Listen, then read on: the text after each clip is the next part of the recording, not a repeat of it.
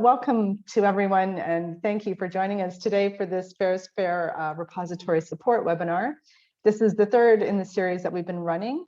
And today's session is focusing on how you can use registries to improve the visibility of your repository services. And I should make clear, as you probably noticed when you joined the room, this session is being recorded. So just to make you aware of that, and we'll be sharing the recording after the event. So if you don't want to be on camera, feel free to use the chat to ask any questions. But during the question and answer session too, you can feel free to turn on your video if you like, and your mic. So that's just out of the way. I wanted to then just give you a couple of quick kind of pointers about what we're hoping to do today. So this webinar, as I mentioned, is really trying to give you a sense of how you can use registries to maximize the visibility of your repository service to a range of different end users. And I think in this case, it's important to remember that they might be humans, but they might also be machines, so aggregators and various services. So using registry services can really improve the visibility of your service for a number of different end users. So we've got two services being represented by three speakers today, actually. And they are two of the leading services, registry services, and they are going to give you a sense of what their services offer. The first will be from FAIR Sharing, and the second will be RE3 Data. And the first part of the session will help you to understand what these services offer, what they can help you to do, and who they make their services visible to. The second part of the webinar will focus on more of a practical walkthrough of what makes a good registry record. So how can you make sure that your registry record is helping your visibility to be as good as it can be? So we will hopefully have you leaving here with an understanding of what the repository services, registry services are and how you can use them. And hopefully you'll get a sense of why it's important to start to curate your record and to keep it up to date, and maybe get you thinking about the value of using multiple registries to increase the visibility of your service. But before we go on, I just wanted to give you a little bit of background about who we are from FAIRsFAIR. My name is Joy Davidson. I'm with the Digital Curation Centre in the UK, and we are core partners in FAIRsFAIR. So FAIRsFAIR is a Horizon 2020 funded project. We started back in March 2019, and we've got another 8 or 9 months almost left to run, finishing in February 2022. And our emphasis is really on trying to support the uptake of good practices around making data fair and to help change the culture to support that. And all of this is really to support the realization of the vision of the European Open Science Cloud. And as part of our work, repositories are a really key group that we're aiming to work with. So in our project work packages, we have 3 that are dealing specifically with trying to support repositories. One at a more technical level about interoperability and semantics. The one I lead, which is data policy and practice, and this is aimed more at repository managers and service providers. But we also have a work package that is looking to help repositories to become certified under Core Trust Seal. So repositories are a really core group that we're trying to support in FAIRsFAIR, and these webinar series are really trying to help you to engage with some of the key topics coming out that can help you to become more fair enabling as a service. And we hope that they will help you to put some practical actions into place once you finish the webinar today. So I think that is all I wanted to say about me at the moment and FAIRsFAIR and what the event is about. Now I just wanted to try to move on to a quick Menti. And if I can ask everybody to go to menti.com and enter in 9505-0327, and I will put that into the chat as well before we move on.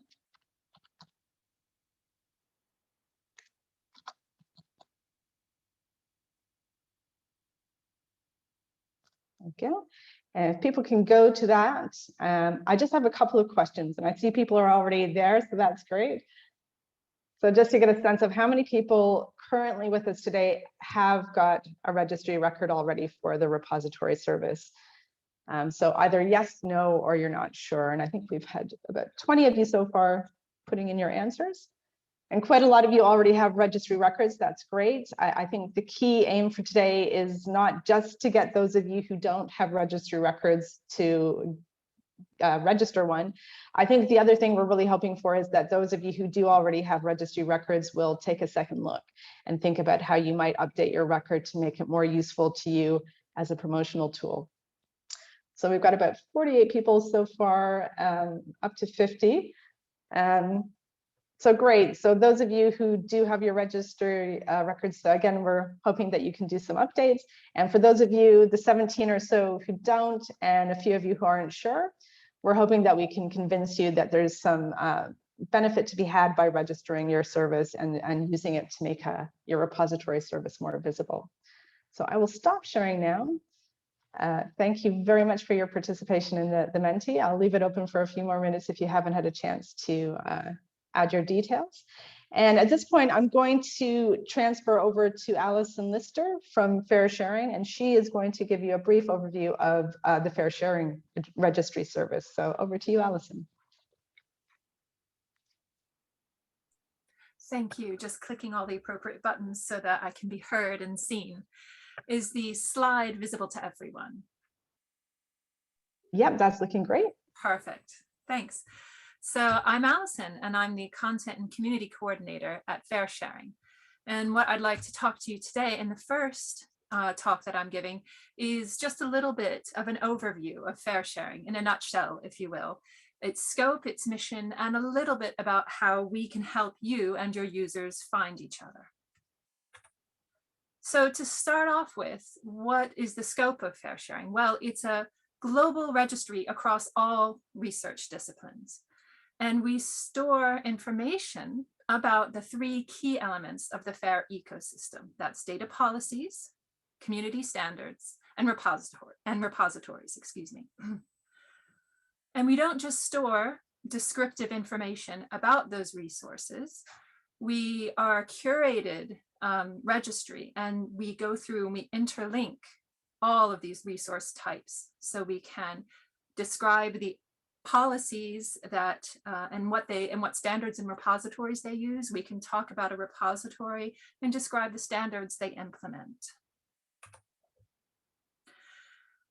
And what is our mission? Well, we really are looking, as I said, to help you and your user community, whatever that might be, find each other and enable this sort of improved fairness of your resource. And we want to make your resource shine. We want to have increased usage and visibility of your resource. And we have two broad groups of stakeholders, and often these groups can overlap. On the one side, we have consumers of resources. These might be people like researchers and data stewards, and we want to help those consumers of your resources to discover, select, and use them. And on the other side, we have producers of resources, and these are the developers of the standards and the policies and the databases. And we're here to help them make their resources more visible and more widely adopted. As you can see, over time, the number of repositories and standards has grown, and the number of policies has grown, but not to quite such the same extent. Collections are a relatively low number at the moment, and that's because we really work together with organizations to try to show exactly their view, their slice of FAIR Sharing, and I'll go into that in a little bit later. So let's take a little look at a repository record and how you can get information from it. So we have over 40 descriptors for each repository and each standard within FAIR Sharing. And these range from a very general description of the resource right through to those relationships that I talked about, the curated relationships among different resources. So the relationships I was just talking about in a FAIR Sharing record, for instance, the Open Science record here that I'm showing you, are listed further down in the record when you go and visit it. And what we have here are a list of databases and a list of related standards. We also list the data policies that recommend, in this case, the open science framework. So what we do is we make sure that your resource is as visible as possible, and we do this in a large part through these relationships. What we also do is make sure that your work is visible. So we are really proud of our curation community and our maintainer community. So any developer of a resource can claim a record, such as this Open Science Framework record. And then once they've done that, and the curation team at FAIRsFAIR has checked that they are actually part of the development team, they can edit the record as much as they'd like. And in this case, Open Science Framework has 2 maintainers. And the other thing that I've highlighted here is the DOI. Whenever a record is stable and has some maintainers, then we mint a DOI for it to allow this record itself to be citable. We also monitor the evolution of a resource. In this case, we're showing a database, the European Searchable Tumor Line database, which was deprecated a number of years ago. And we provide a reason for the deprecation. And whenever there's a resource that supersedes it or takes its place, then we also make a link, a relationship out to that. So I've told you about the metadata, about the descriptors for your resource, and I've talked about the consumers and the producers that we help find each other. But let's go a little bit more into detail about how the relationships help you find each other, and how the relationships can help you discover more interesting information about repository standards and policies. So here you'll see a collection that we added very recently, which lists all of the repositories that are part of the FAIRsFAIR support program. And you can see that we've got some general information here. We've got some controlled vocabulary tags. And we also have the list of those databases that are a part of this collection. So this slice of FAIR sharing is about promoting the FAIRsFAIR support program. Now, the list view of all of the member repositories includes the name and links out to their records and a variety of other metadata. And you can search this and you can have a look at all of them in the context of the collection. But what you can also do is view the graph of the relationships themselves.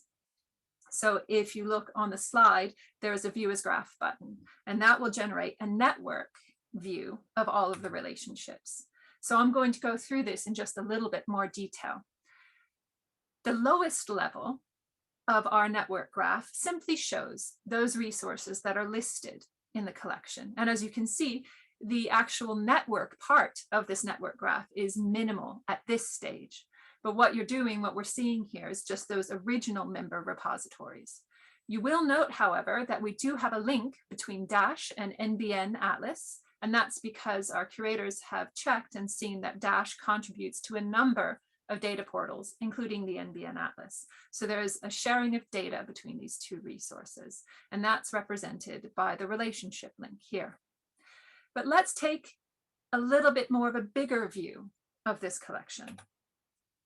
So what we can do here is we can show not just the repositories in the FAIRsFAIR collection, but also their relationships with the repositories outside of that collection. And so suddenly you can see that at least half of the repositories in this collection do actually have relationships with each other, generally through the databases that are just one step away from them. And if we take a closer look at the Dash network, it has grown from originally just the link between Dash and NBN Atlas from this collection, but also you can see how they're also related through a more interconnected network of other repositories that sit outside the FAIRsFAIR collection. But we can do this with more than just repositories. We can pick and choose the other types of resources within FAIR sharing to show as part of the network graph. So here I'm showing you the standards that are implemented by all of the repositories in this collection. And you can see even more than with the previous network. You can see with this graph, quite a lot of standards are shared across virtually all of the repositories in the collection. If we take a closer look at one of those repositories, we get a really good view of all of the standards that it is implementing and how those, in the broader sense, relate to the other items in the network. We can also hover over, if we were visiting this graph on the website right now, hover over any node, including the standards there. So if we hover over DOI or over schema.org, we can see which resources in the collection, which databases from the FAIRsFAIR collection actually make use of these standards. So you can really navigate around the graph and see how your resource might relate to another database or another standard.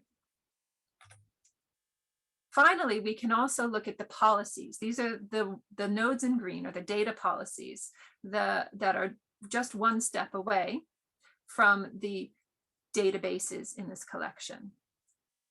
And if we take a closer look at scientific data policy, then you'll see that it's linked to 4 of the databases in this collection, and then those policies themselves are related to others. So you can get a nice overview of the landscape of data policies as they relate to the FAIRsFAIR collection.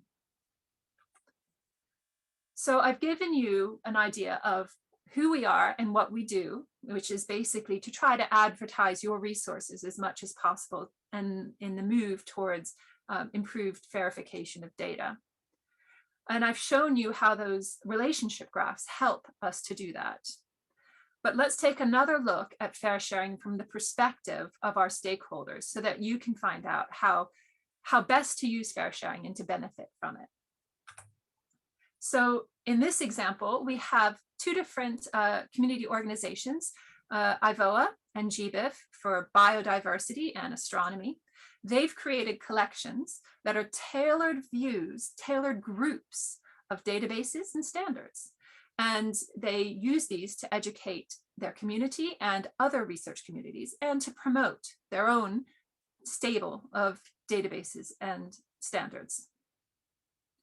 We also have the ability to create collections based on documents so that researchers can read a manuscript or a document such as this COVID-19 working group set of documents, and then visit fair sharing to get an idea of the whole landscape, in this case of over 500 COVID-19 related standards and repositories that were described by the working group.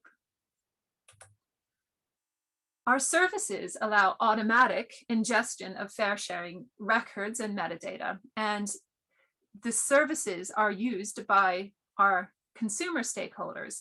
So ones that help people choose data management plans, that are involved in data stewardship or metadata aggregation, that are involved in fair assessment, and they access fair sharing through its RESTful API, using it as a lookup and selection service for standards, repositories, and even policies.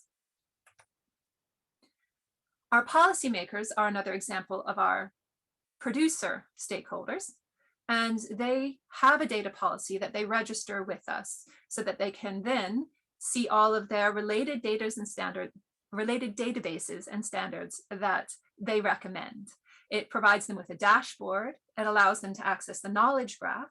And what this does is it doesn't just list the standards and repositories, but through the knowledge graph and through the exploration of the whole fair sharing network, it allows the policymakers to see what's changed, to see what databases and standards might be related, and maybe to improve their own policy.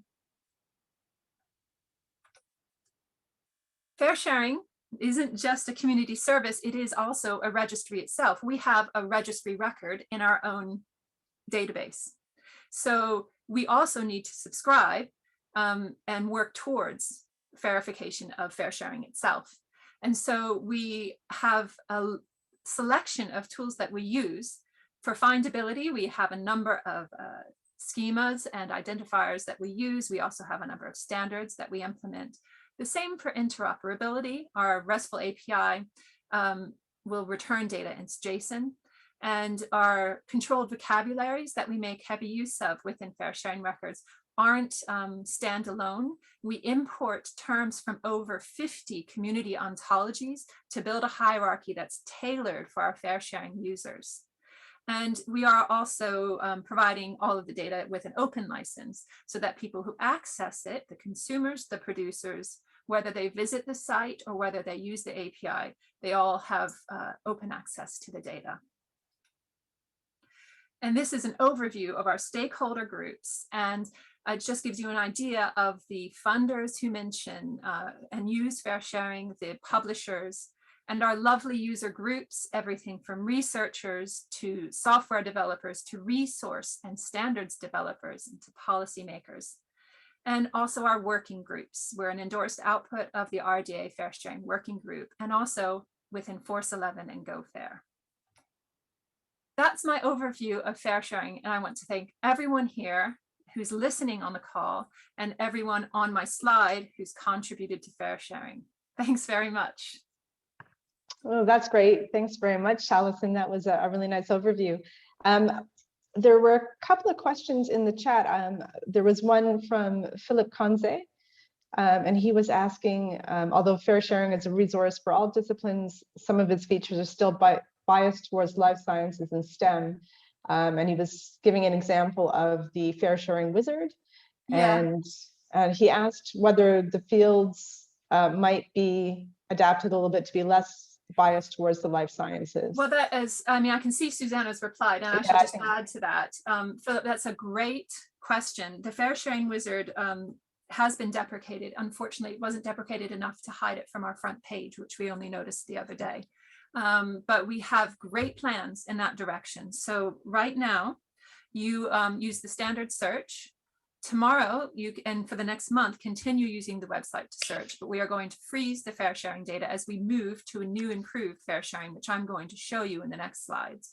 And as part of that, we have ongoing work to redevelop a resource finder, and this will replace the FAIR sharing wizard. And you're right, that's why you see that it's not doing exactly what you'd like in the FAIR sharing wizard, because its development has stopped. We are moving forward with something even better, and it will be much more generic across all of the research community. And remember that our controlled vocabularies that we use and the records that we add are completely generic across all subject areas.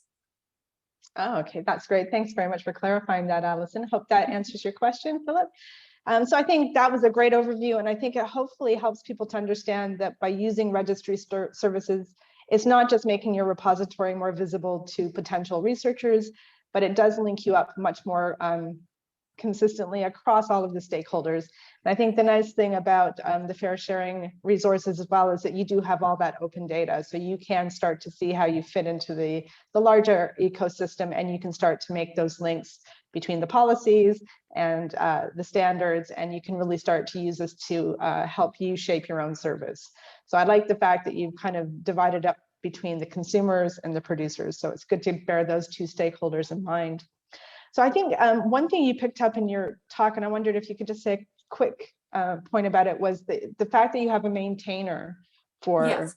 the entries.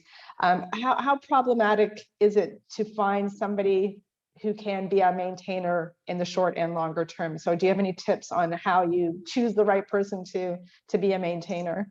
In the first instance, we contact whatever general contact that they have listed for their resource. And we basically tell them that we have a record for them, and we'd really like for them to help us keep it up to date, so that when people find them, they find information that is up to date. Our curation team aims to look at every record in FAIR sharing every year, but having a maintaining team is really special, and it really builds a sense of community. Yes, there are instances where maintainers change jobs and they don't always remember to tell FAIR sharing because it's not a big part of their work. We try to keep on top of that. We do see broken emails and find them, but actually one of the ways we get around that is when people are joining us as a maintainer, we suggest that they join with a team email, like an institutional email. So even though it might be one person responsible for it, the email would go to a selection of people behind the scenes. And that way it doesn't matter who changes. But we're very happy to have individual users as maintainers. And you saw in the example I gave that those were individual users maintaining the open science framework, and they can link their ORCID so that they can show people more about themselves. And we have various tools already in place to try to make our maintainers really visible and to show how much we appreciate them. And we have some more ideas with the new site about how to make that even more exciting and worthwhile. But there is always the checks that need to happen so that our maintainers don't sort of gently slide off the edge and then we lose track.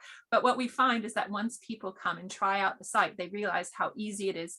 It's not like we're asking for an hour a week for the rest of their lives. We're asking for 5 minutes once or twice a year. And so it's a really low level of involvement for a really high gain for their resource. Yeah, I think that's a really good point. I think the notion of having teams is a really nice idea as well, so that you've got some sustainability for the record. So I think there have been a few other questions in the chat. And if they haven't been answered, please feel free to reiterate your question. Is FAIR sharing aimed at repository maintainers or at end users? Would FAIR sharing help us make a new repository of human organs more widely known to the medical community? So it's aimed at both, and I was trying to show that through the whole idea of consumers versus producers. So we want a big part of FAIR sharing is its search and discovery features, which are aimed at consumers of resources. And then the other big part of it is the producer side, where we help producers, such as the database you've got of human organs, which sounds super exciting to me, to become more visible and to help other people find you. So I think the answer is our aim is definitely to work equally with both. Okay, good. And so I think maybe we can come to the other questions. We've got a little bit more time at the end of the walkthrough. I think some of the questions might be a little bit more practical about claiming a record. So maybe we can. It might be answered in the next one. Yeah. Oh, excellent. Well, that's good. No spoilers. Well, thank you very much, Alison. I think that was a really nice overview of the FAIR sharing service, and we'll come back and hear a little bit more about how to make the best record in FAIR sharing in a few minutes. But in the meantime, we'll hand over to Robert Ulrich from Karolyus's Institute of Technology, and he's going to give us an overview of RE3 data. So over to you, Robert. So let's see if the screen sharing works.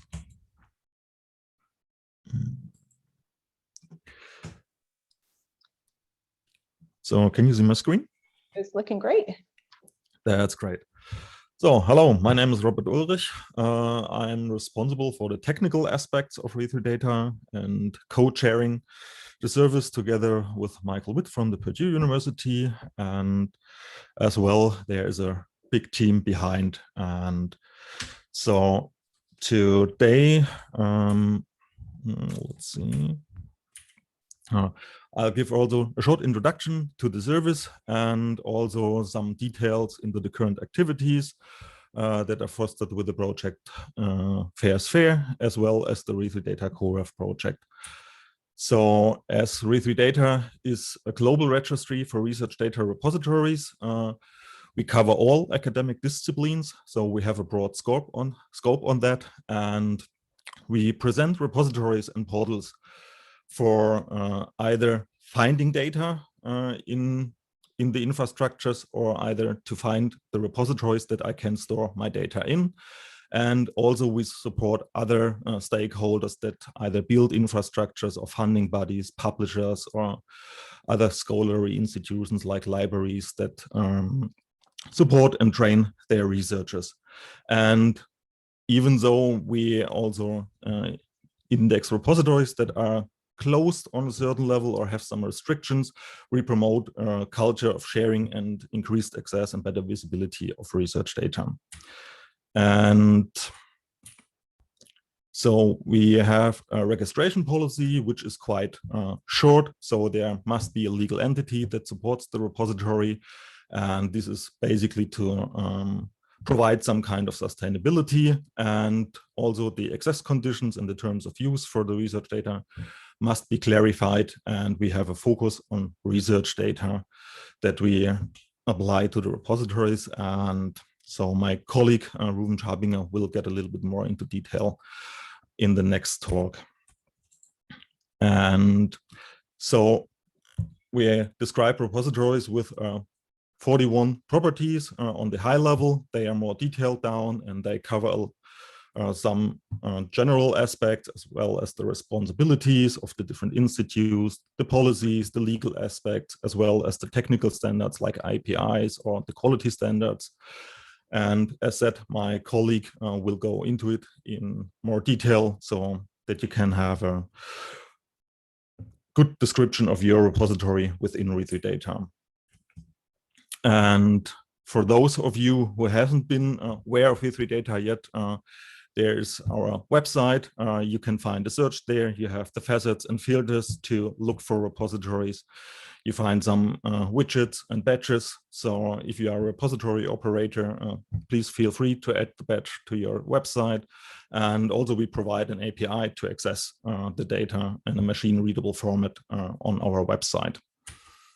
And as RE3Data is a service provided for quite a long time already, there's a group of institutes and organizations running and supporting the service. So here, DataCite, the KIT, Purdue University, the GFZ, and the Humboldt University are basically supporting and contributing to the service and maintain it over time and developing and enhancing it.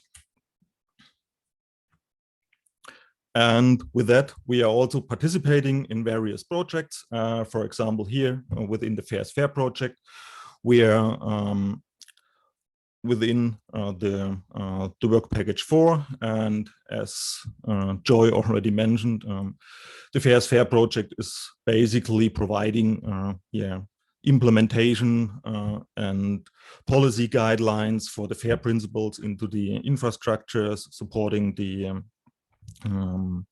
repositories, and also developing some standards for FAIR certification of repositories and the data within them. And this will also contribute to the EOS program in a functioning infrastructure. So with that, RE3Data is together with DataCite contributing to the work package 4, where it's basically our goal to have tool to find and identify FAIR enabling repositories to researchers and, of course, other stakeholders within the landscape.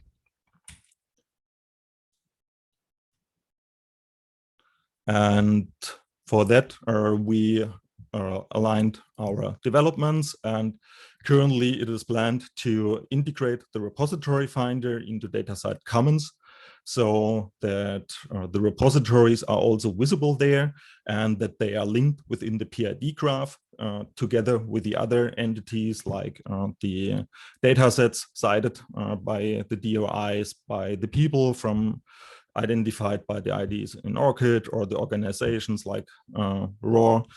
And this enables use cases like the Fuji tool that basically is measuring or analyzing the research data and gives them some FAIR scoring. And this needs also the data as well as the surrounding infrastructure. And that's the upcoming development for the third and fourth quarter. And as that, RE3Data is used as a data source here. So we update our metadata schema with certification information. We provide a better API description, and we also provide some community selection sets that then can be visible and be queried within the DataCite Commons interface. As well, the API will be extended, and so there will be some benefits, and also this work will be supported by the International Editorial Board. And working within this project, we have a lot of partners here that contribute and that we rely on. For example, the Core Trust Seal will be one major partner providing up-to-date certification information. So also the work package 2 here, working on the repository side. They provide some kind of API description for the repositories to be implemented on an easy way. We are going to support this within our description, and also we are supporting the repositories here and in the work package 3 in the coordinated outreach, and giving hints and support on the good repository description.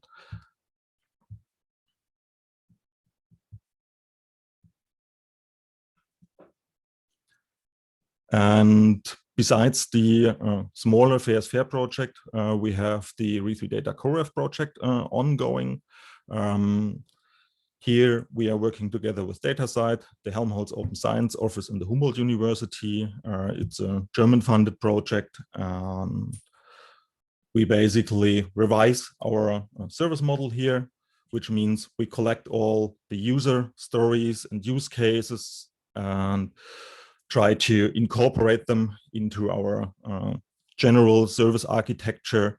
And we had some workshops going on by the end of last year, collecting those, and currently are revising them and streamlining the service according to the needs of our users. So in case you have your own user story, or you have a good idea how you would benefit from Re3Data, feel free to contact us and give us feedback. With that, we are also basically revising our metadata schema and enhancing it to the current developments within the research data landscape. And there will be multiple schema revisions upcoming. We are also happy about feedback on that. The next version is planned by the end of summer, which incorporates the changes required for the FAIRsFAIR work. This also applies to technical infrastructure. So these changes and requirements needs to be implemented. We will also revise our API here and foster a more machine-readable access to our data and more query functionality. Also little tools to support the repository operators in maintaining their records, or to have organizations maintaining a set of repositories.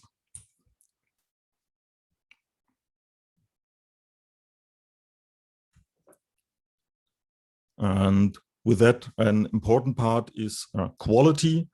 Currently, we are doing a survey regarding the quality measures that repositories have implemented. We want to incorporate them into our metadata and also improve our metadata quality itself to provide some trust on the information that is within Re3Data, and also some transparency. So what is the source of the information that has been entered? So there will be changes of the service in the future that make this more visible to the end users, where the information comes from, how up to date it is, and if it is trustworthy. And with that, we heavily rely on the community. And so we have extensive activities for the outreach, for the networking, and especially to incorporate our users and the repository operators, as well as other infrastructure operators that build up on Re3Data or on portions of our service.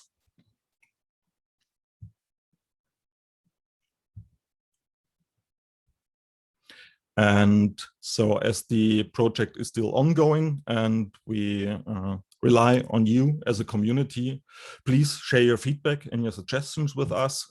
Contact us, tell us your user story. We are happy to get back to you, and maybe we can even support your use case even better in the future. So with that, I will leave the contact information here, and I'm really happy to get some mails or tweet us, and maybe we get even some feedback regarding the entries after my colleagues talk. So thanks for listening, and yeah. That's great. Thanks very much, Robert. I think it's great to see that both services are very much community driven, and that you're doing a lot of consultation, and both of you are working very hard at the moment to try and make your services as useful as possible. So I thought it was really nice to see some of the features that you're developing. I think the ability to search for FAIR enabling repositories sounds really great. I did notice there was quite a few questions coming in through the chat. I think we can maybe pick up on one or two now. The rest we'll try to pick up in the second Q&A session after the practical walkthrough if we can. So the first one was from Nicola Simonson, and she had asked, and I think this is to both RE3 data and to FAIR sharing, and it was just to get a sense of, you know, if you're a small repository, an institutional repository who doesn't yet have a lot of data, would you recommend that they still get a registry record? So this is a question to both. I think Susanna and Allison have been answering in the chat, but I think maybe it would be worth sharing that again with everyone. So if you can both give a response to Nicola, that'd be great. Yes. Oh, sorry, I didn't need to jump in. Absolutely. Does Robert want to go first? Or? So here, if you have a repository that basically provides the infrastructure to store data, feel free, and we recommend to add your repository, as it actually makes the infrastructure visible to the others that they can store their data in. It's not only the use case to find the data, there might be even better resources like DataSite to find specific data, but one common use case is for researchers to finally have some place where they can store their data reliably over the time, where it's archived, where it's sustained by a institute. So feel free to add it. We are happy to index it. So you just need to fulfill certain requirements, like having the policy and having some description about the use case there. But it's not only about that you need to provide data, but also that you have the option to store it, and you need to start somewhere. And so feel free to add your repository to our register. Great. Great. Thanks, yes, absolutely. Yes, thanks, Joy. Yeah, we definitely agree that we already have institutional repositories in FAIR sharing where they've approached us and where we've found that they're suitable for inclusion. And we're very happy to have a look at yours and see how it goes. As Susanna said, just because your repository doesn't yet have a large amount of data doesn't mean that it's not a resource that is important to your user community. Everyone starts somewhere. And the fact that you only at the beginning of your journey doesn't mean that you can't register with us. And we'd certainly like to have you. And we remember I mentioned briefly the life cycle stages that we have within FAIR sharing. And I showed you a deprecated record, but we also allow you to create in development resources. And the default is ready, of course. And if yours is ready, just doesn't have many records, then that's fine, it's ready. If it's in development, you can put that, and you can change it whenever you want, because as the maintainer, you get to make all the changes to the record. And if we make any changes, you're notified of them anyway, so you can check that we're doing it right. Oh, that's great.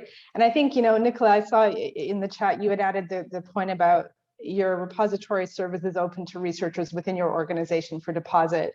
And I think that again comes back to this distinction about how you describe your repository service. And you saw that in RE3 data, they had like 41 elements that you can use to describe access and certain policies around what you can offer with your service. And I think that's where you'd want to make clear that you are a data service that offers, you know, specific information for a specific group of researchers as something that is a reuse service, but again, making clear that if you're depositing, it's only open to specific people. So it's about being clear in your description what you do and don't offer, I think.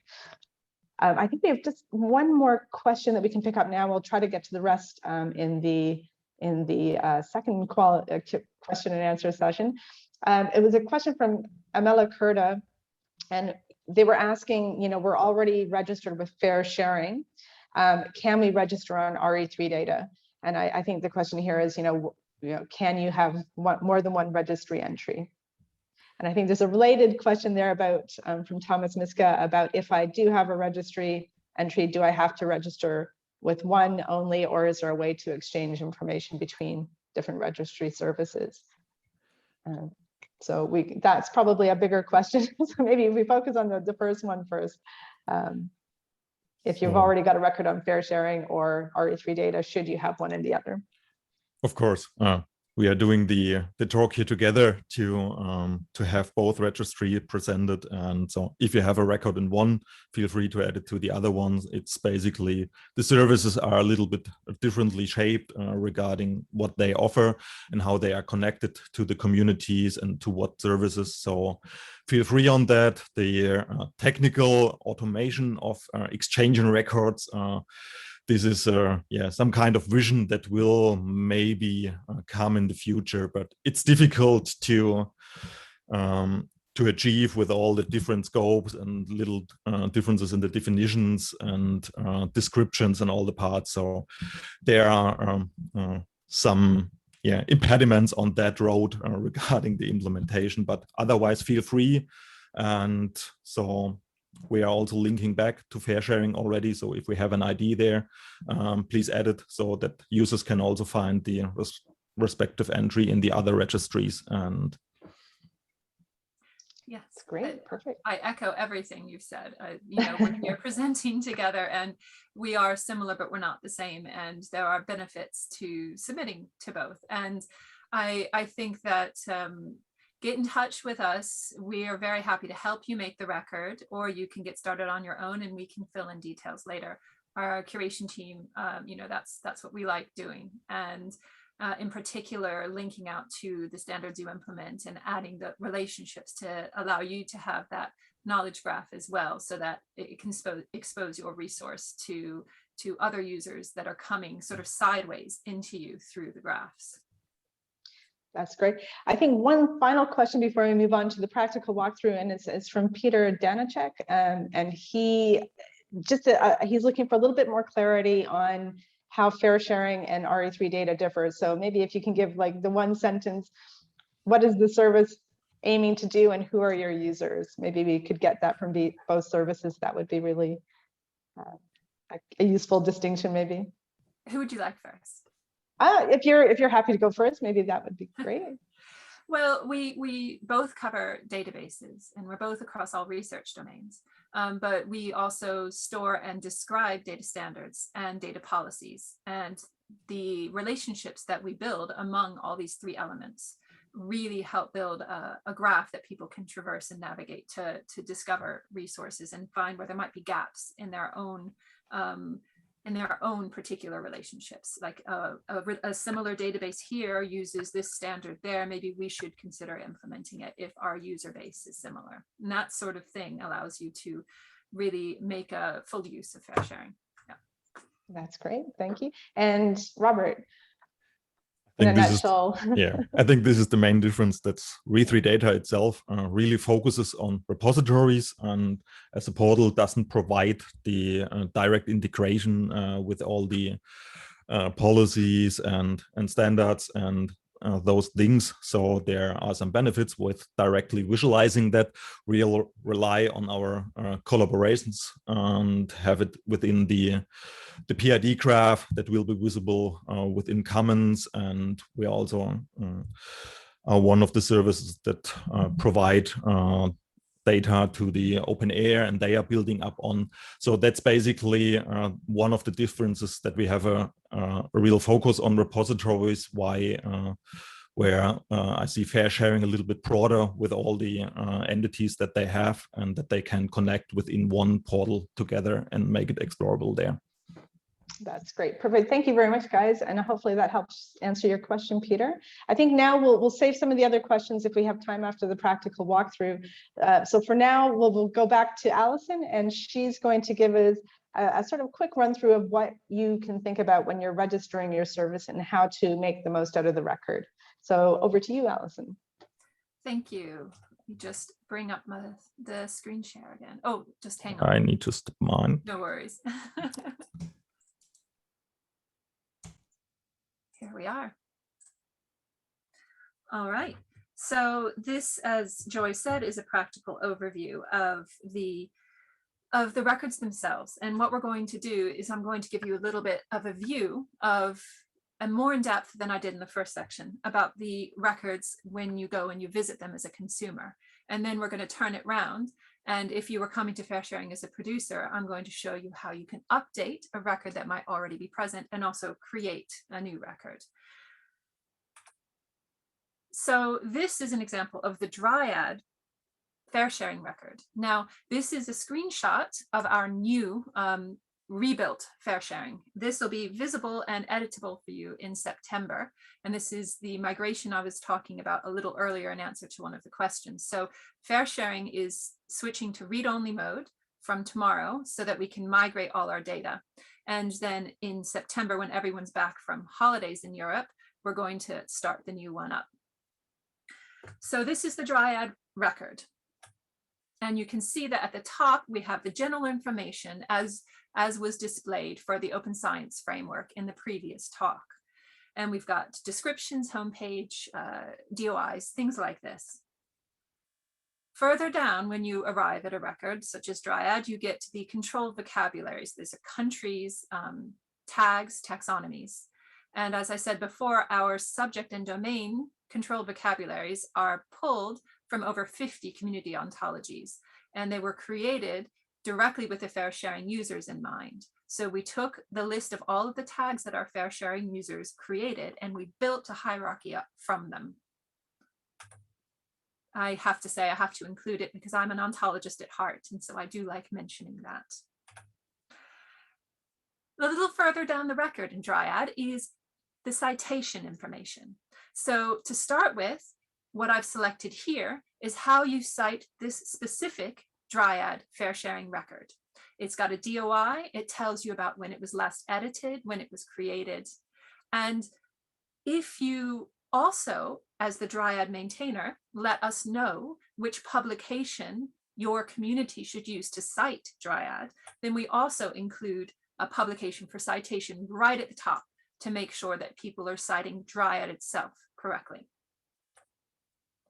As I said, we talk about how to cite the record. We also want to make it really obvious who our community maintainers are. So we show information about the attribution for those maintainers. We also show record history, so record creation and updated and accessed information. If you go to the top right of a record, or like this Dryad record in particular, you can choose to view the record history. And I'll show you a little bit more about that in a few minutes. And that allows you to get a really good view of the whole history of every record in FAIR sharing. You might have noticed the view relation graph in the previous slide. This links up nicely with the new view of all of the related content. And that's all of our relationships from Dryad out to other resources. These are the data policies that recommend Dryad, the standards Dryad implements, and the databases it's related to. Further down the Dryad record, you get more informative metadata. On the right, you can see organizations, and this will include both funders and maintainers. The funders also, there's an option to include grant numbers as well.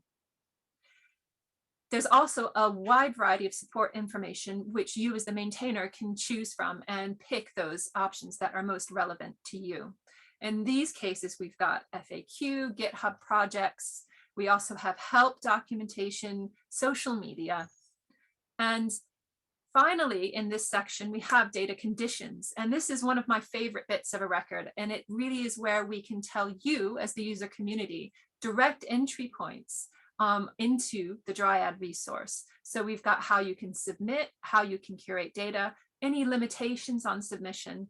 We also have information about how you can download, search, or browse the information from Dryad. The bottom of the record here is showing licenses. So that tells you the license for the data stored within Dryad, as well as a link to their terms of service. It also has a list of all the publications that Dryad wish to share with the user community through this record, and they can include as many publications as they like. And if they mark one of these publications as their publication for citation, as I mentioned before, it appears right at the top of the page. The additional information is the last section, and it's a little bit of a catch-all for some of the more interesting bits. For Dryad, we have information about access points. So we have the OAI PMH, information, and we have the RESTful services that Dryad provides. This is a quick look at the new implementation of the Dryad network graph. So here we have Dryad. I realize it looks like a hairball for many of you here, so don't worry, we're not going to show you every detail of it. But if you look at the red square in the center, that's Dryad. And then in relation, shown in relation in the graph are all of the relationships it has between databases and standards. If we look at one bit more closely, as before, if you hover over one of the other nodes in the Dryad network, in this case schema.org, you'll see not only the link it has with Dryad itself, but also the links that schema.org have with the other resources in FAIR sharing that themselves are related to Dryad. I mentioned before, as part of our attribution and citation section, that we store history logs. There's 2 lots of history logs now. There's the original lot that came from the old FAIR sharing site that's about to get moved to read-only tomorrow. And then there's all of the new history logs, and you see at the top, you can toggle between the 2. I've given you a glimpse of some of the edits I made most recently to the Dryad record. It's super exciting, I know, but it does really tell you the importance that we place on the history of a record and its progress through time. Yep. All changes made by maintainers and by our in-house curation team are logged. So now we're moving from the consumer view of FAIR sharing to the producer view of FAIR sharing. So this sort of thing starts with logging into the FAIR sharing site. It's a standard way of logging in. You can create a FAIR sharing account that's just for FAIR sharing, or you can log in with any of these third-party services. Once you've done that, the first thing you should do is search for your resource. It might be that our curation team has already added it. In this case, we're going through a search for DASH, the Data and Service Center for the Humanities. And let's imagine for a moment that our search retrieved nothing. Then all you need to do is click on the Add Content button at the very top of every page in FAIR sharing, and that will take you to the start of a blank template for you to get started adding your resource. But we've got Dash here, don't we? And so we can click on the record and we can request ownership. That's another item in the action menu that I've shown you previously. So all you have to do is request ownership, and then that will send the request directly to the curation team to approve. And we do that to prevent spammers from modifying records. So once we've checked that your claim is genuine, we'll approve it, and you'll get a notification. You can start editing straight away after that. This is the edit form that you'll see on the new site from September. And you can see there are tabs across the top, and those direct you to different parts of the edit form and guide you towards the filling out of the various descriptors that we've talked about in this talk and in the previous talk I gave. So in this case, because the curation team has already made a record for Dash, all of this information that we could find is filled in. And so the best thing for you to do is to review it, make any changes where we might have made a mistake, and add any additional information that we might have missed. I'm going to go over just a few of the sections because this is only 15 minutes and you guys don't need to hear a rundown of every particular part of the edit form. But we have a section to provide information on any community certification or badges that you may have, Core Trust Seal, ISO standards, any sort of community recognized adoption information. We also have a section that allows you to add all of those lovely subject domain and taxonomy tags that might be applicable to your resource. So all you need to do is put the tag that you want, just start typing, and then the results will dynamically change for you. You can choose whatever you want. If you can't find something that you need, you can add it on the fly as a user-defined tag. So this next slide is how we really work to add those relationships. So you can see here that I've got a small portion of the Dash relationships in the graph inset in this slide. And the way we add these relationships is with this edit form right here. On the right-hand side, where it says associated records, you have a list of all the relationships that Dash already contains. And on the left-hand side, you have your search box to search to actually create a new relationship. So let's say we wanted to add a relationship for the ARC identifier, because Dash uses the ARC identifiers. So we type ARC into the left-hand side and we click the green arrow when we find the appropriate resource. That allows us to fill in this new relationship window. Because we get to say that Dash is related to the ARC identifier, we can actually choose the type of relationship. So here we've chosen implements because Dash makes use of the ARC identifier system.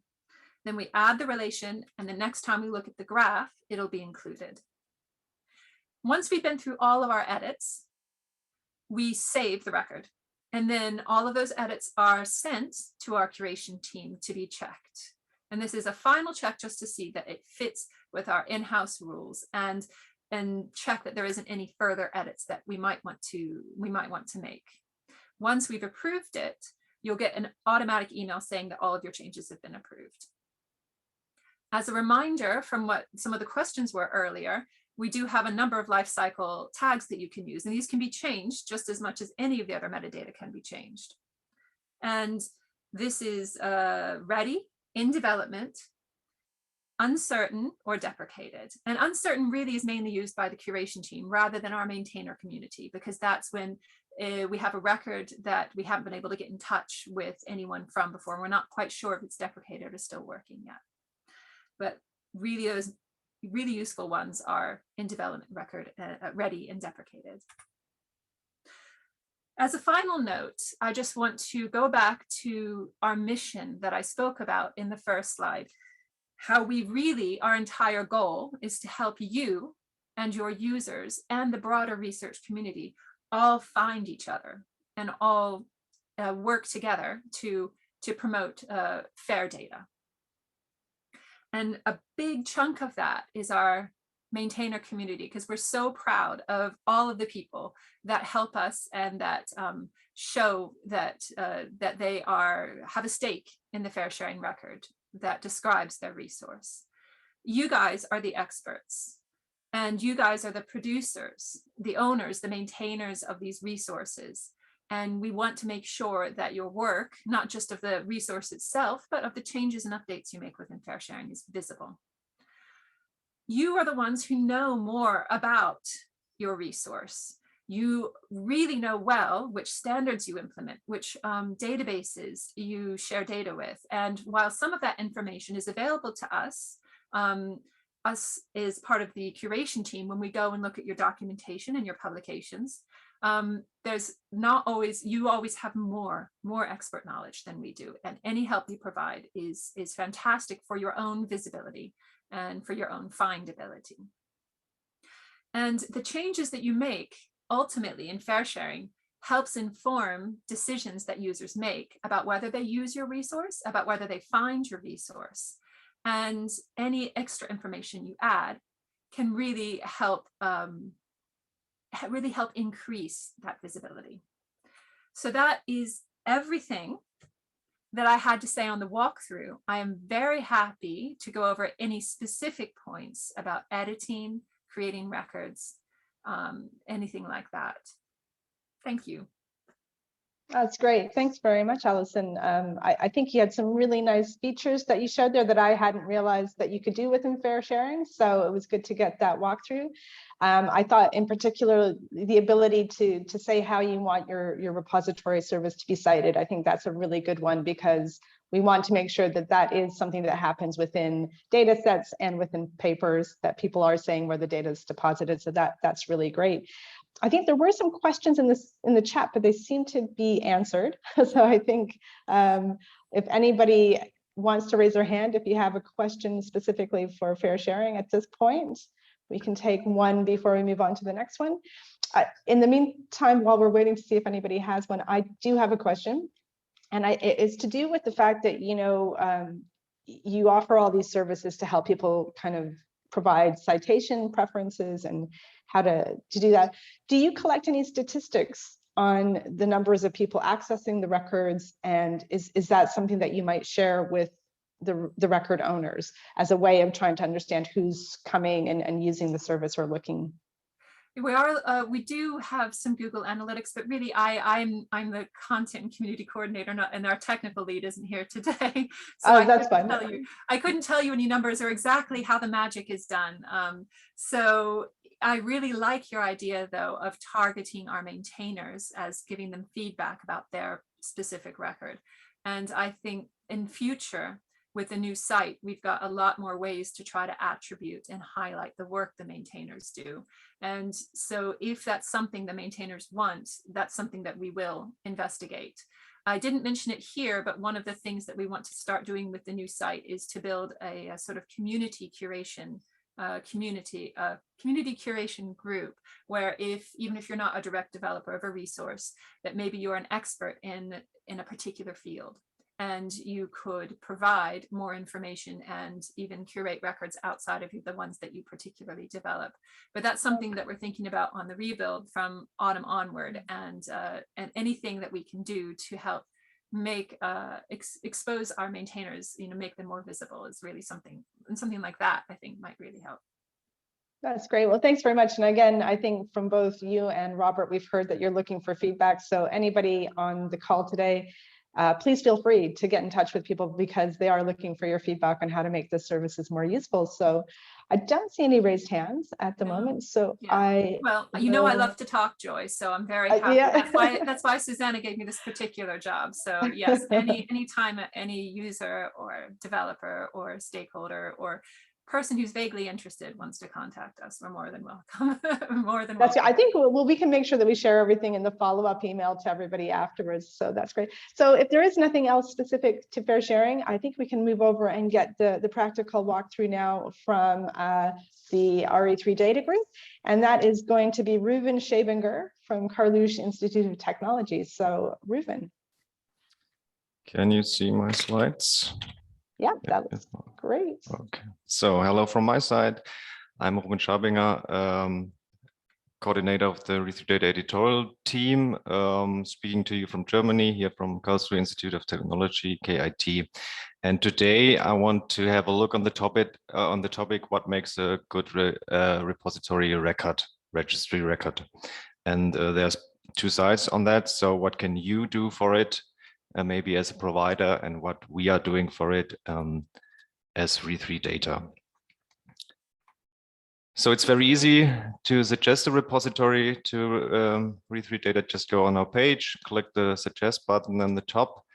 And as Robert mentioned, there are 3 simple rules or criteria that we use for our record keeping. So first, the repository has to be run by a legal entity. So this is for sustainability issues. It has to be so that the data is there for more than a year, let's say that.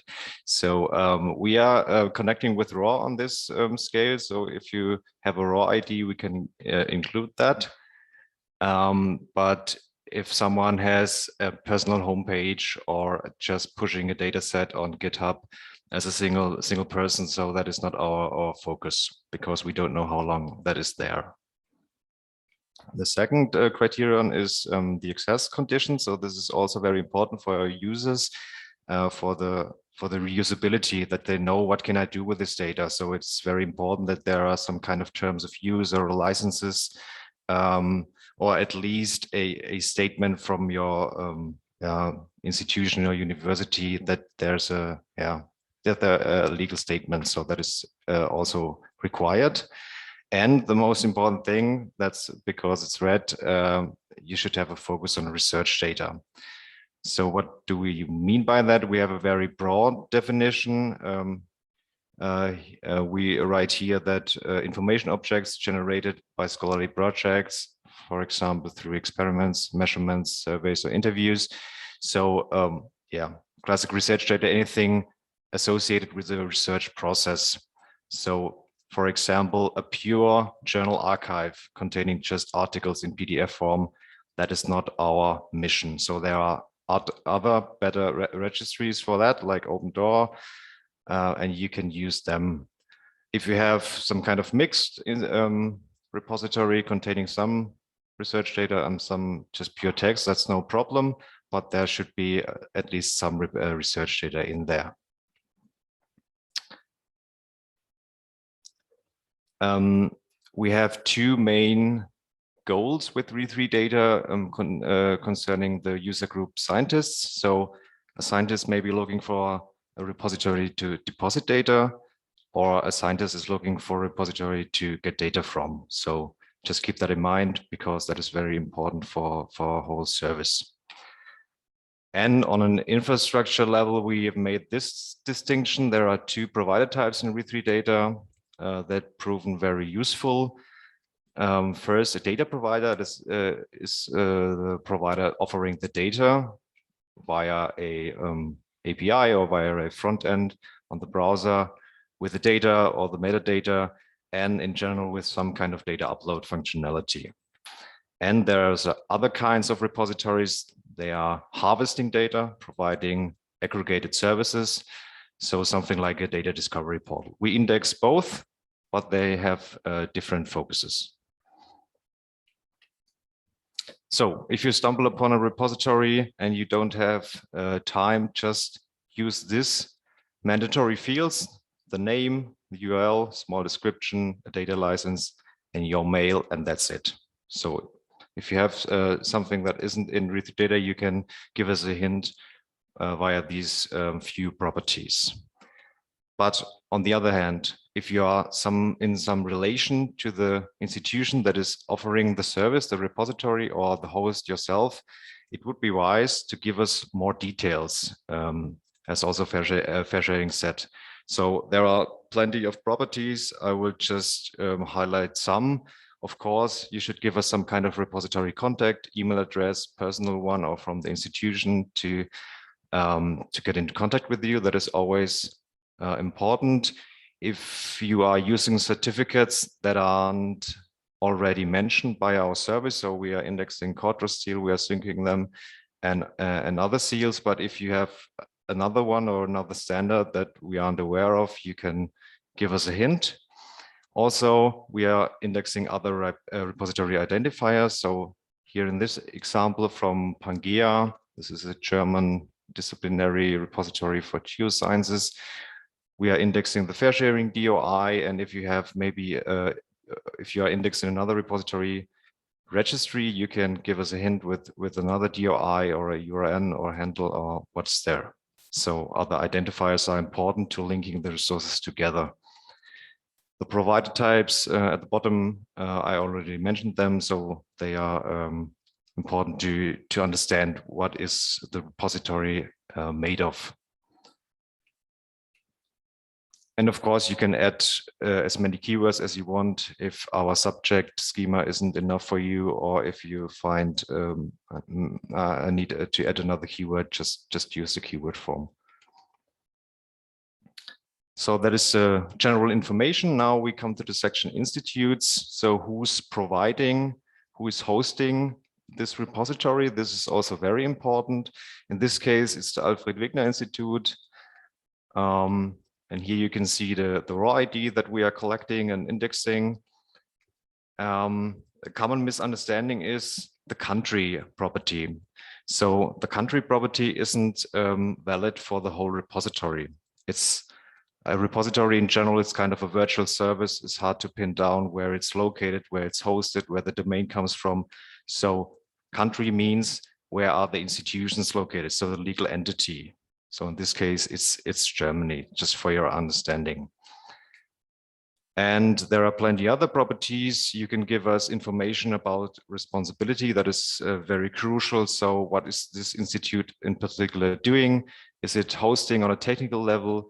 Is it organizing, or is it giving funds? So if you have insights on that, that's always crucial information on this section. Also interesting are legal issues that we put in the terms page. There are three categories of access that we distinct and that reflect the two use cases. So deposit data or just gather data. And the first is database access. So that means, can anyone see the metadata of the data? Or in other words, who can search your catalog? So is it a closed, open, restricted catalog? So this is the first first category. And then the second one, data access, who can access your data and how? Is this a restriction? Do you need to pay a fee? Is there an embargo? Something like that. That is the second one. And who can deposit data? So as we see in the chat, there's always or many times an institutional limitation. So it's just for personnel, or it's limited to registration, or it's completely open. So this is the model for the access of the data. And if you have a policy, that would be also great to mention that and to fill in this field category. There are a lot of standards, as we all know, and you know more than I, which standards are you using. It would be good if you give us a hint on which API standards or APIs you're using and which metadata you are offering. So we index everything we can we can see or we can retrieve, but if you have more information or using some specific disciplinary standard, you can add them, and that is great because users can also look who's using that standard, where can I find this standard in which repository. So that is also some kind of interlinking we offering. And then of course there's PIDs and AIDs. So there's a lot of properties in this section.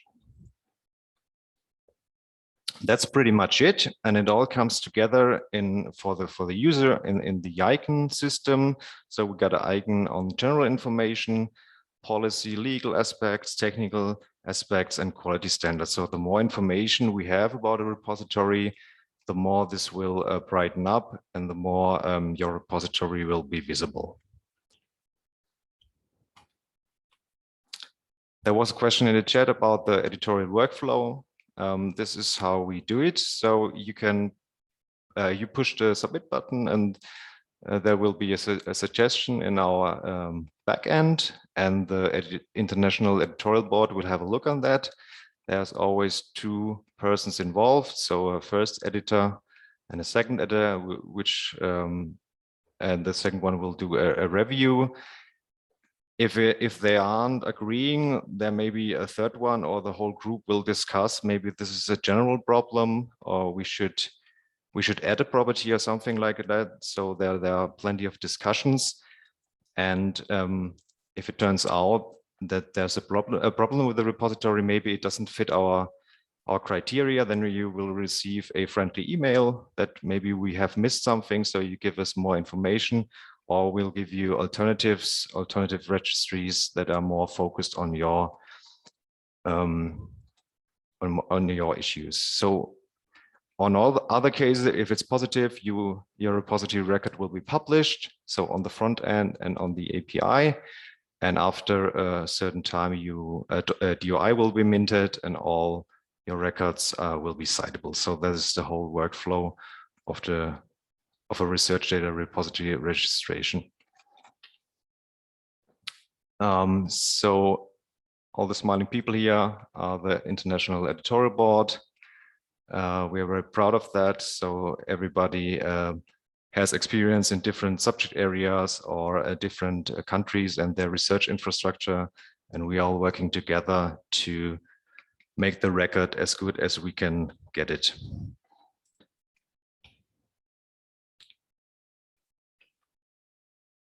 There's a feature that we are offering. It's called badges. So if your repository record is put online, at the bottom of each record, you find the button "Get a Badge."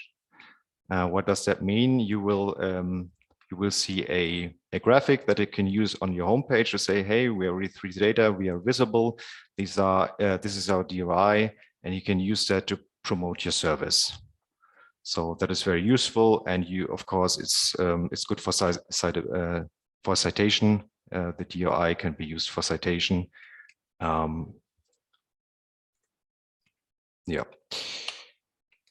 And the second thing you can do with your record is a button submit a change request. So of course it's good if you have your repository in there, but it's even better to keep it up to date. So we are doing our part. There are some automations like the Quadro seal that we are syncing or we are collaborating with the raw. And of course, we're doing checkups by the editorial team. So if every link is still working, or is the information correct. But it's even better if you can give us a hint with a change request that something has changed. So just push this button and all the metadata fields will be pre-filled, and you can just change, oh, we have another name, or URL is different, or we have another subject now. So just add or remove what you want, and you will be, and this will be reviewed, and you will receive an answer shortly. So that's it from my side. If you have more questions, or you're welcome to give us feedback. There will be new schema releases in the future. So if you have any ideas or on new properties, just let us know. We are happy. And thank you for your attention. That's great. Thank you very much, Reuven. I think the badges are a really nice feature. I think many people will probably be interested in that. And I think you cleared up some of the misconceptions about entering information into some of the fields. So that was really useful. I think it's probably worth flagging up at this point that both RE3 data and FAIR sharing offer support to you as well when you're going through the process of setting up your registry entries. So if you didn't capture it all today, you can make use of their support features when you get to that point. So there is a question that came up in the chat, and I think it's to both RE3 data and to FAIR sharing, and it was from Suni Go, and she is asking if there's any suggestion on how to manage the DOIs that get assigned, so the repository identifiers that are assigned by each of the systems, the persistent identifiers. How should we go about managing those two identifiers for a single repository that's entered into different registry systems? Yeah, you can go. Me? Sorry, it's just gotten very confusing. I'll have a short response then, and then I'll let you go. I didn't mean to step on. No, that's great. Well, just remember that these DOIs are pointing to different objects. So it's absolutely correct that we do have two DOIs, because RE3 data's record and FAIR sharing record are two different digital objects. I agree that you would have to keep track of both, and you can certainly use links and to each of the resources to show that you're represented by both RE3 data and FAIR sharing. But it is important to just that we keep them distinct, because they are describing different underlying resources. Yeah, it's not. I don't think I think you're looking for how can I get everything, and that's a separate discussion. But in this case, the DOIs need to remain distinct. Yeah. Yeah, that's fair enough. Do you have anything to add to that, Reuven? No, not really. So that would be also my answer. There are a lot of identifiers in the world, so they are uniquely pointing to that resource, but that don't mean that they are really unique. So you can have different IDs. Maybe there's also a Wikidata item for your repository. So at the end, it's all about the linkage of all these resources. Yeah, I think that's the important thing, is to try and make sure that there's not ambiguity as to why there are two, but there are the links between them. So I think that's the way to go. Well, thank you very much. I think there was one other question, and I think it was for RE3 data specifically, and it was to do with the graph technology that you're working on. So I think, let me just find it.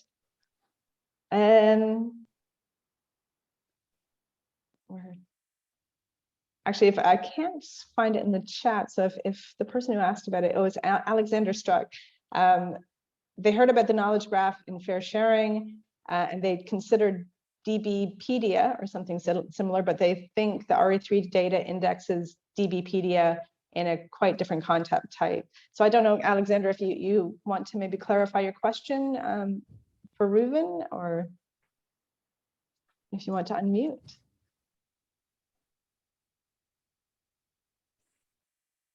Yes, hi, thank you very much. Yeah, no worries.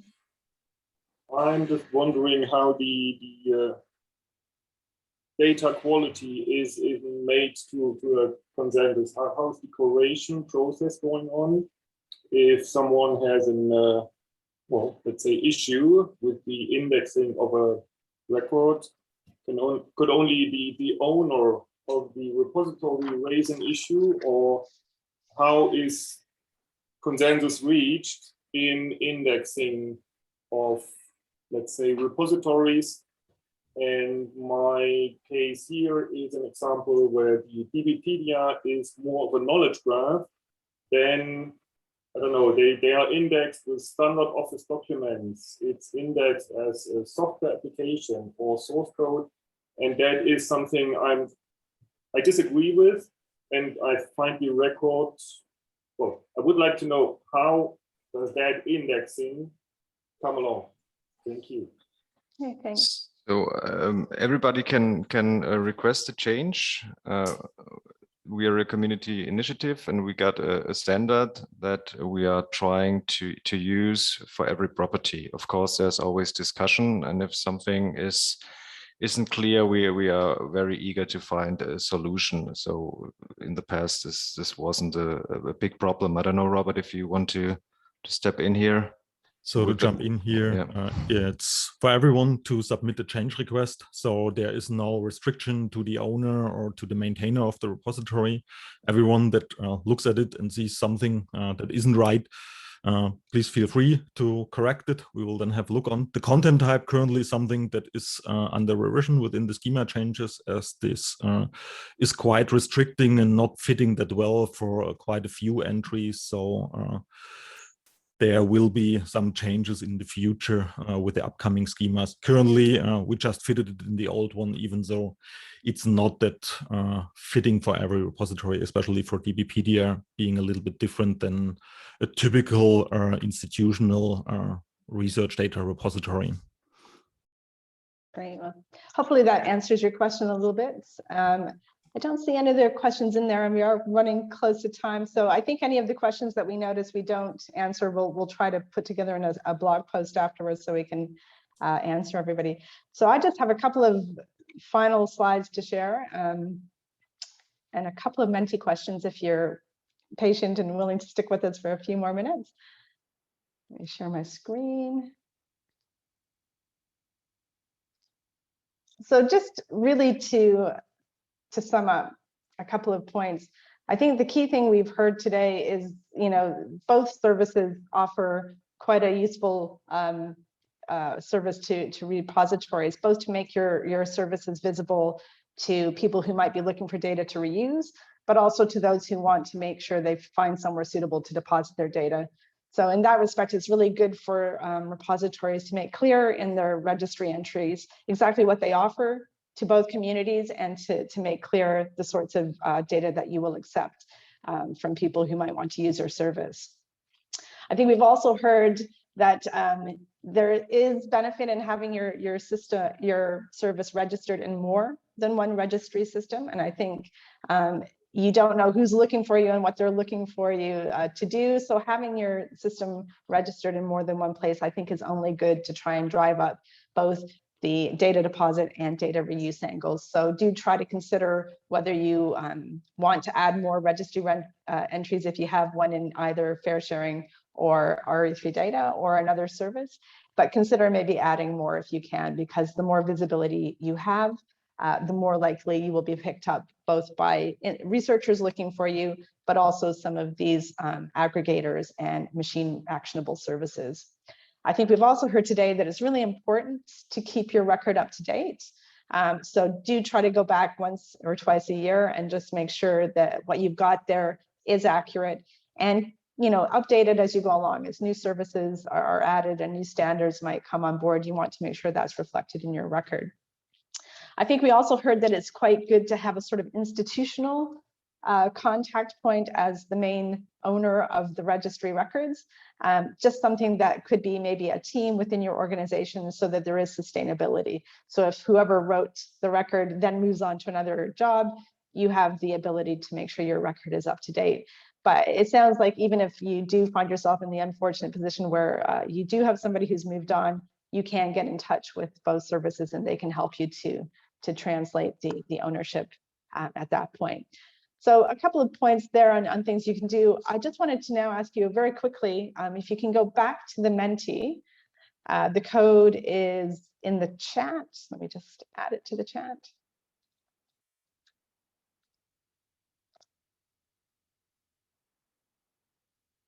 So if you go back to the Menti, I just have a couple of final questions that I'd like you to ask.